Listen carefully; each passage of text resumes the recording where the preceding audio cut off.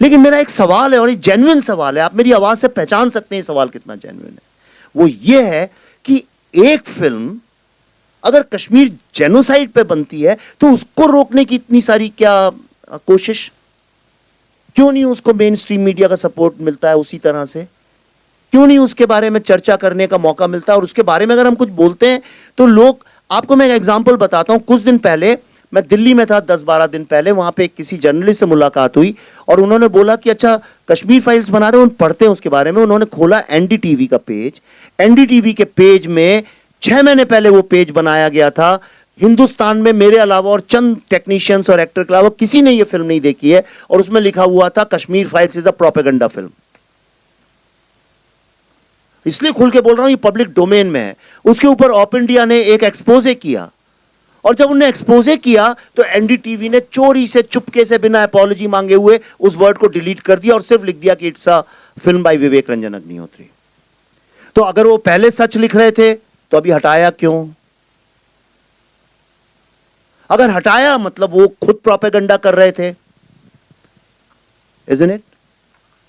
Film industry के भी जो टॉप एंटरटेनमेंट, जो अपने को एंटरटेनमेंट लीडर्स मानते हैं, जब इस फिल्म का ट्रेलर आया और दुनिया का हर आदमी इस ट्रेलर के बारे में बात करने लगा, पाकिस्तानी लोग रोने लगे जब ट्रेलर देख देख के, तो उन लोगों को मजबूरी में, क्योंकि कश्मीर फाइल्स का नाम लिखो तो एसईओ मतलब आपको ज्यादा वेबसाइट में फुट ट्रैफिक मिलता है, तो इसलिए उन्होंने कश्मीर फाइल्स का यूज तो किया नाम कि the Kashmir files trailer is out, but please read how we had reviewed his last film the Tashkent files, और उसमें लिखा था Tashkent files was a second great film of a third rate politics.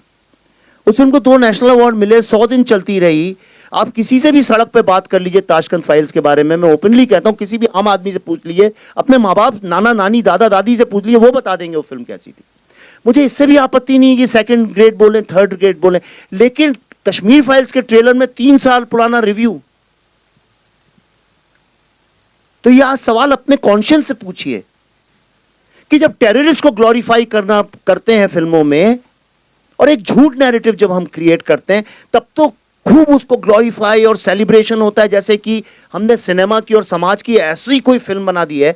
लेकिन एक फिल्म आपको, इसीलिए मैंने वो 20 मिनट का रिव्यू दिखाया, क्योंकि मेरी बात, हमारी बात आप ही के जरिए पहुंचेगी, और कौन ले जाएगा। सिर्फ इसलिए दिखाया, आप देखिए उसके पीछे हमने क्या सच है, क्या मेहनत है, क्या ऑथेंटिसिटी है इस फिल्म की। पर दुख की बात यह है कि इसके लिए इतनी जद्दोजहद, इतना स्ट्रगल, अपने माँ बाप, अपने भाई बहन की सच्ची कहानी सुनाने के लिए अपने देश में हमको, मुझको स्पेशली इस तरह से आउटकास्ट किया जाता है। ये देश के कॉन्शियंस की बात है। ये हमको सोचना पड़ेगा कि हम ऐसे कब हो गए। हम दिल से तो ऐसे नहीं है, तो ये कैसे हो गया? हम किस सिस्टम में बंद गए कि हमको झूठ मूठ में आज उस टेररिज्म को, जिसने लाखों लोगों को मारा है, जिसमें 19 जर्नलिस्ट तो अभी मारे गए पिछले कुछ वर्षों में, जर्नलिस्ट लोग, पर हम चुप बैठे रहते हैं।